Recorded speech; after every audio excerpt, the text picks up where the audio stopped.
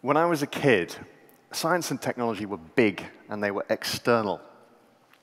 They were out there in the world doing extraordinary things. They were hydroelectric dams, they were satellites, and they were the moon landings, muscular engineering. And this guy, Isambard Kingdom Brunel, would have loved them. He would have loved rockets, and he would particularly have enjoyed nuclear pulse propulsion. Very good thing he wasn't around. But to go with that big scale, that muscular engineering, there were two quite meaty, muscular futures. There was one where we went out into the galaxy, we colonized space. And there was another one that wasn't so good, where we were incinerated in a nuclear war. Not very much in between. Enlightenment or bust.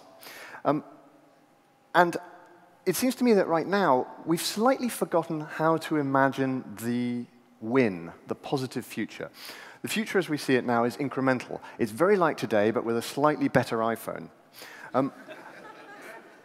And science has become, from the thing that made all this possible, has become the thing that kind of whispers in your ear. You eat too much salt, and we're burning the biosphere. Calm it down. And that's a problem, because to lead people, you need to inspire them. You can push them along with fear, but to inspire them, to lead them, you need to inspire them, you need to give them hope. So I wanted to outline for you, or to offer you guiding principle for a new vision of the technological future win. And I call it the beautiful doable. What does that mean? Well, beautiful doesn't mean picturesque. It means something that is uplifting, something that is intellectually coherent, that you look at it from any angle and it works, but more importantly, something that says that the future can be so much more than the present we have, that it's almost painful to look at it. When you consider it, you feel almost like a blade in the heart, because it's so much better than what we have, and you want to share it with the people you love. And when I say doable, I don't mean that we can do it once. I mean that we can do it reliably, sustainably, continually. We don't have to be able to do it today. Tomorrow's fine. So, what does that have to do with space? How does it connect? How does it not? If you're going to space, if you're going to do space travel without faster-than-light travel, and let's just assume for the moment that that's what we're doing, you need a variety of things. You have a bunch of problems you need to overcome. The first one is that you need to be able to do, I guess, ecosystem design, because you're going to be transporting people and you're going to be taking them for a long time, a long distance, so you need to be able to recycle waste, you need to do air, water, and food.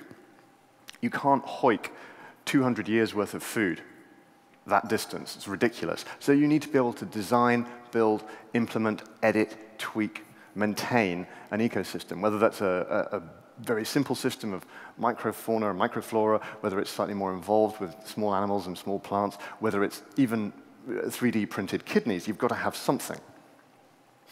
That's handy, because we may have made some mistakes involving the ecosystem we already have. People talk about the Anthropocene. I don't think we're there yet. I think this is the Idiocene. This is the world we made when we had no idea what we were doing. We need to change that. We need to start working with the ecosystem we have, designing and building and maintaining. We've destabilized it. We're going to have to put it into a new stable configuration. In the meantime, we live in gray cities that consume energy and emit greenhouse gases. We struggle with particulates, nitrogen dioxide. We inhale all this air and we get lung disease, cardiovascular disease, we get cancer. Our children grow up breathing this air, they suffer from poor impulse control, learning difficulties, and memory problems. This is the world we made. It's the legacy of that muscular engineering of Brunel's. He's not the only one, but he was definitely there. Imagine instead that every city was a green city with a space built into it, into every house, into every building, into every street, for the parts of the ecosystem that are not human, that will clean the air, clean the water, and produce a better environment. Imagine that you used urban wetlands to control storm flooding, so that you had the water kept for where you needed it, rather than sluicing it out into the rivers out to sea. We see the beginnings of this kind of design in the host and nectar garden building in Colombia, in the pollinator pathways, but we need to learn more about it, how to do contained, managed ecosystems, and how to implement that. And that will take us in the right direction. So there is your first problem. And it's a problem also in terms of desertification. The desert is encroaching on the world that we have. $42 billion of damage a year, and 1 billion people probably in danger from desertification, and that's going to lead to migration. We already know from this year what migration feels like. The European Union is struggling to deal with the influx of refugees from North Africa, from Syria, and not coping very well. The infrastructure, or the political infrastructure, is struggling. It is as nothing to what will happen if we lose control of global food production. So there is your first challenge. You need to be able to deal with ecosystems. The second problem that you have is your body. If you're traveling long distance in space, as we've already heard, you start to lose muscle mass, bone density. There are issues, obviously, with radiation. And these problems apply not just to your human body, but also to the little bugs and beasties that live on you, the biocloud, the animals which inhabit your gut, and so on, the plants.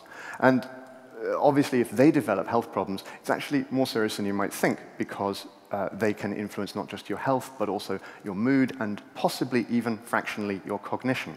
So we need to be able to act directly on them to make them better. We need to be able to tune them, and we need obviously to be able to deal with damage to ourselves. We have conventional therapies to do that, but increasingly we also have new tools, surprising tools like CRISPR-Cas. George Church, very famous in this area, has just announced that he has managed to knock out porcine endogenous retroviruses, the nasties that make it very dangerous to do pig organ transplants to human hosts. It's great work. And similarly, there's a Chinese team who have said that they have produced a genetically engineered super beagle. It's super strong. It has double the normal muscle mass. I don't know whether that is actually something that they've done with an eye to space travel, or whether it's coincidental. I, for one, welcome our new beagle overlords. But it raises a question. What is the end point, in human terms, of this kind of extraordinary advanced medicine? What does it do for us? The mechanical clock is a precondition of capitalism. Then the washing machine releases women, releases working class people into the labor force, into education, changes society. Obviously not by itself, but it's part of the process. So what do things like CRISPR-Cas do for us? I think what they do is potentially remove human beings from the realm of the cruelly random. I think they allow us to modify our own template. Suppose you have conducted a long space journey, you've arrived successfully at your destination. The planet that you arrive on has higher gravity than Earth. Are you really just going to restore your Earth normal attributes, or will you adapt to what could be your new home, temporarily or permanently? If the answer is the latter, then what we're talking about is becoming post-evolutionary, to place the human code at our own disposal. It's an extraordinary notion. And if we can do that, then we can tackle something else. The question comes back. Why do we want faster-than-light travel? Because we want this. We are the most terrifying children in the universe. We see the cookie jar of space up there on the shelf, and we want it, and we can't get it. We are too short. And our solution to this problem is to rip open a hole in the fabric of space and time and reach through it. Could we not just get a chair? The chair in question is anti-senescence. It has a bad reputation historically because it's been the stuff of snake oil salesmen, but now it's actually not so far-fetched. There are 2 drugs in testing, rapamycin and metformin, which might produce a small, measurable, incremental increase in human lifespan. There are other possibilities which might be more radical. The possibility arises that I might play tennis with my daughter on my 100th birthday. I would lose.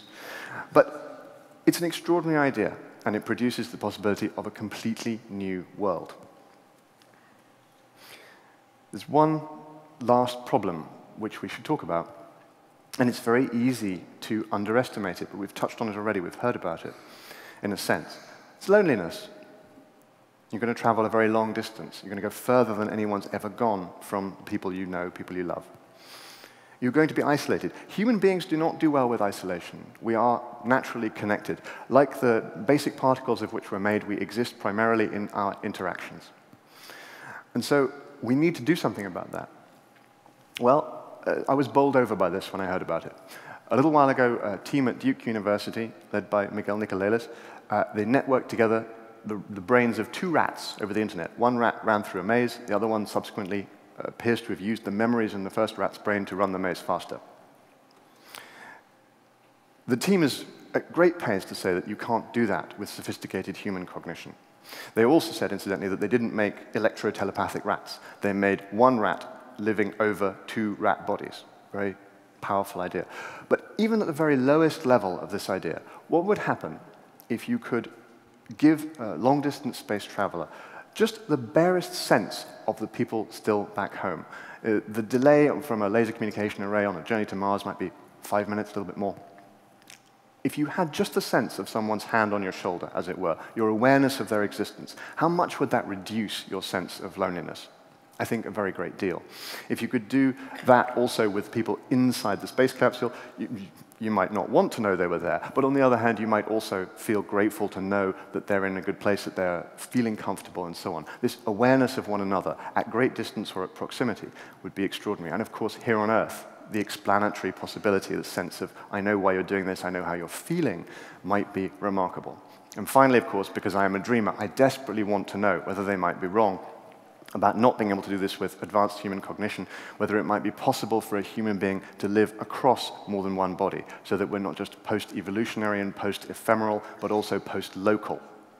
And there's an extraordinary notion. Is it beautiful? I think it is. I think it's wonderful. Is it doable? I have no idea. Let's find out.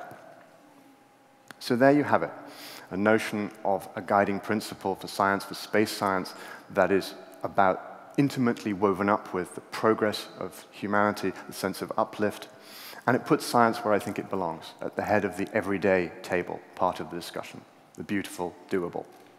Thank you very much.